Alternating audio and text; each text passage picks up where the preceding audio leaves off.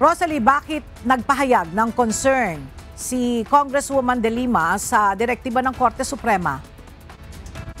Ella, nagpahayag ng pagkabahala si mamamayang Liberal Party List Representative Leila De Lima sa direktiba ng Korte Suprema sa House of Representatives kaugnay ng impeachment case laban kay Vice President Sara Duterte. Karamihan umano ng direktiba ay nakapatungkol sa Kamara. Kwestiyon ng inaasahang uupong House Prosecutor sa paglilitis ni VP Sara ang order ng kataas-taasang hukuman. Tanong din nito, hindi kaya sumobra ang pakikialam ng Korte Suprema sa proseso ng impeachment na nanggaling sa House of Representatives? Ilan sa pinasusumite ng Korte Suprema sa Kamara ay ang status ng unang 3 impeachment complaints na inihain ng private citizens laban kay VP Sara. Ang eksaktong petsa kung kailan ini-endorso ang mga ito ng House members at kung may kapangyarihan ba ang Secretary General na magpasya kung kailan i-endorso sa House Speaker ang anumang impeachment complaint.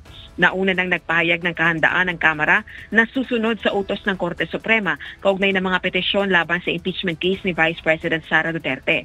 Samantala, naniniwala naman sina Manila 3rd District Representative Joel Chua at Bicol Saro Party List Representative Terry Ridon na hindi dapat maging dahilan ang resolusyon ng Korte Suprema para i-delay ng Senate Impeachment Court ang impeachment trial.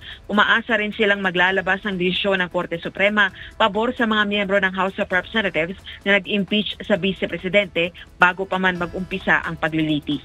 Balik sa iyo, Ella. Maraming salamat, Rosalie Coz.